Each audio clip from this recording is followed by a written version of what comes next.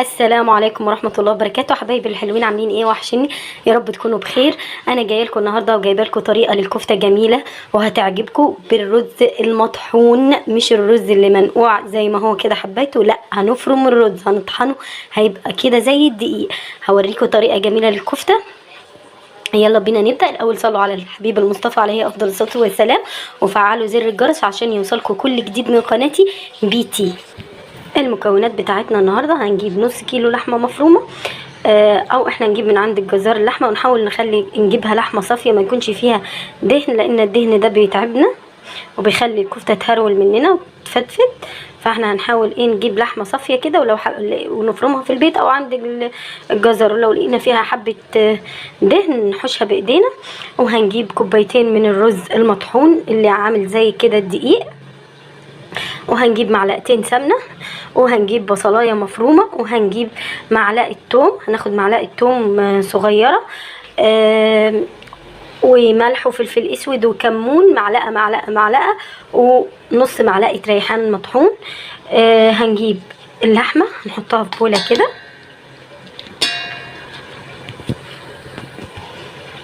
وهنضيف عليها كل المكونات بتاعتنا دي والتوابل، وهنحط الدقيق قصدي الرز، وهنحط حوالي معلقه زي ما قلنا توم مهروس كده، مش حته الدهن دي اللي حشناها. هنحط الاول كوبايه رز، وبعد كده هنحط السمنه، وهنبدا نعجن كل المكونات دي مع بعضها بالطريقه دي.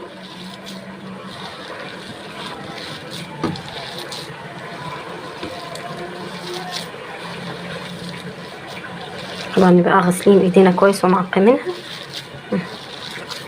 بالطريقه دي. لو انتي حابه كميه الرز تبقى كبيره عشان تكفي افرادك،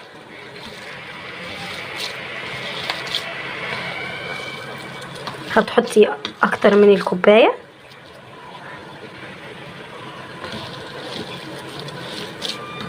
انا حطيت هنا كوبايه وهحط نص كمان كوبايه، يبقى كده نص كيلو مش هياخد معانا الا كوبايه ونص من الرز المطحون.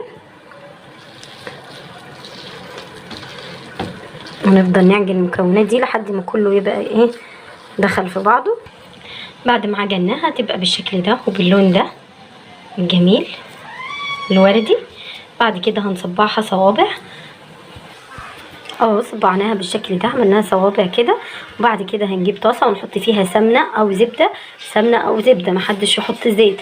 بعد كده نقليها ونشوف الشكل النهائي بتاعها. وبعد كده هنقليها ونشوف الشكل النهائي بتاع الكفته هيطلع ازاي. حطينا الكفته على النار